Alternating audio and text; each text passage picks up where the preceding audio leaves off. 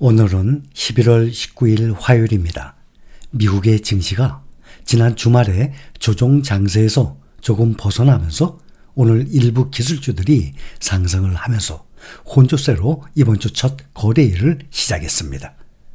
금리 인하가 느려질 것이라는 전망에 미국 증시가 지금 부담감으로 작용을 하고 있습니다. 지난주에 미국 증시가 트럼프 랠리가 진정이 되면서 크게 떨어졌었습니다. 다우지수가 1.2%나 떨어졌고 S&P 500지수, 나스닥 지수 2.1%, 3.2% 크게 떨어졌었습니다. 제롬 파월의 미 연준 의장이 금리 인하를 서두르지 않겠다는 뜻을 시사한 것도 투자 심리를 크게 위축시킨 것입니다. 시장은 다음 달 금리 인하 기대감을 지금 낮추고 있습니다. 지난주 발표된 경제 지표의 견조함에 인플레이션 압력이 강하다는 견해가 다시 한번 퍼지고 있습니다. 시장에서는 연준이 이번 마지막 남은 12월 FOMC에서 금리 인하를 단행하지 않을 것이라는 예상치가 점점 높아지고 있습니다. 지난 5일 대선 후 가속화된 트럼프 랠리가 소강 상태에 접어든 가운데 투자자들의 관심은 이번 주에 공개될 인공지능 슈퍼스타 엔비디아의 실적으로 향하고 있습니다. 투자자들은 앞으로 증시 방향을 결정할 수 있는 주요 촉매제가 될 엔비디아의 실적 발표를 기다리고 있습니다. 오는 20일 장 마감 후에 공개될 엔비디아의 실적과 실적 전망이 시장의 예상을 상회할 경우 증시가 반등의 계기를 만들어낼 수 있을 것으로 보고 있습니다. 올해는 엔비디아의 최신 AI 칩인 블랙웰 수요 전망을 특히 주목을 하고 있습니다. 또 엔비디아 외에도 소매업체의 대표 기업 월마트, 타깃, 로스 등이 이번 주에 실적을 공개합니다. 지금까지 이번 실적 시즌에 S&P 500 기업의 93%가 실적을 발표했습니다. 이들 기업 가운데 4분의 3은 주당 순이익이 예상을 웃돌았고 61%는 매출이 전망치를 상회한 것으로 집계됐습니다. 오늘 다우지수만 조금 하락했습니다. 다우지수가 0.13% 하락, S&P 500은 0.39% 상승 5,893입니다. 나스닥 종합지수도 0.6% 상승, 필라델피아 반도체가 가장 많이 떨어졌었죠. 오늘 가장 많이 올랐습니다. 1.14% 상승 4,888입니다. 이번 주에 시장에 이목이 쏠린 엔비디아의 이번 분기 3분기 실적 발표 앞두고 기술주가 전반적으로 강세를 보였습니다. M7 거대 기술기업 7개 기업들 중에서 애플과 알파벳, 메타, 마이크로소프트 올랐습니다. 테슬라는 트럼프 2기 행정부가 자율주행 차량에 대한 규제를 완화할 것이라는 전망에 6% 가까이 뛰어올랐습니다. 규제 완화로 사람이 필요 없는 자동차가 운행이 되면 자율주행 기술과 AI에 테슬라의 미래를 걸어온 일론 머스크 테슬라 최고 경영자에게 직접적인 이득이 될 것이라고 블룸버그 통신은 내다보고 있습니다.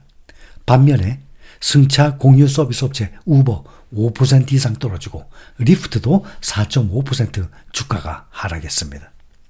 시가총액 상위 대형 기술주들이 엇갈린 모습을 보였는데 애플이 1.34% 오르면서 다시 시가총액 1위 자리를 다시 탈환했습니다.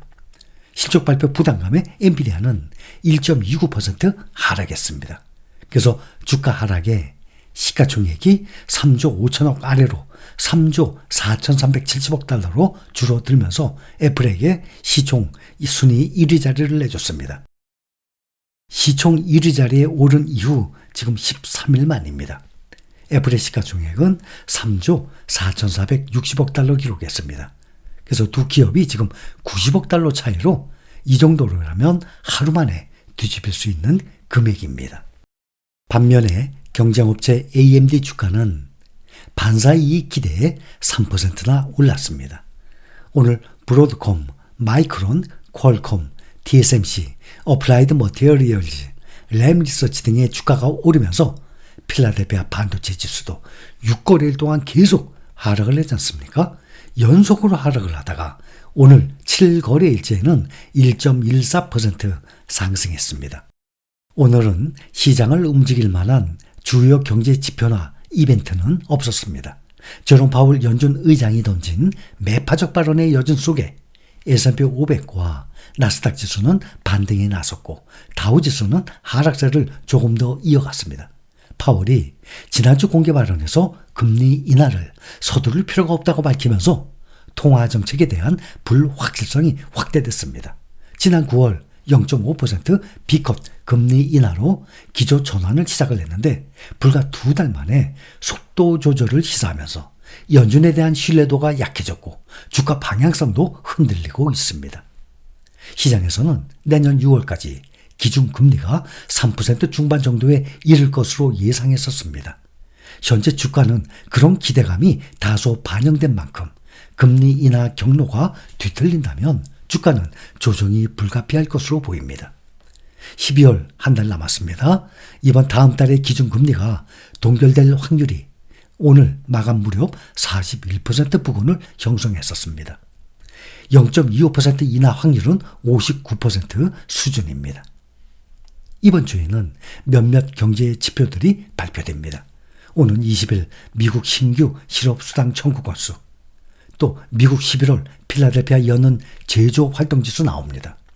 21일에는 미국 10월 기존 주택 판매, 미국 11월 제조업 서비스 구매 관리자 지수도 발표됩니다. 또 연준의 인사들의 발언도 예정되어 있습니다. 오스틴 굴스비 시카고 연방준비은행 총재, 리사 쿡 연준 이사, 미셸 보먼 연준 이사, 베서 해먹 클리블랜드 연준 총재, 제프 슈미드 캔자스시티 연은 총재 등의 발언이 있을 예정입니다. 우리는 S&P 500, 나스닥 100, 필라델피아 반도체, 그 다음에 미국 테크 탑10 요 4가지 ETF가 가장 기본입니다. 어젠가 제가 이 댓글 봤더니 어떤 분이 투자할 수 있는 ETF 2종목을 소개해달라 그랬나? 뭐 그런 분 계세요. 그러니까 새로 요즘 계속 합류하고 계시는데 모르는 분들은 그동안의 과정에 우리는 많은 공부를 해왔지 않습니까? 계속 이 브리핑, 여러분들 그 미국 증시 브리핑 매일매일 듣다 보면요. 여러분들 이 경제 상식이 상당히 많이 올라가요. 알게 모르게 올라가는 겁니다. 그게.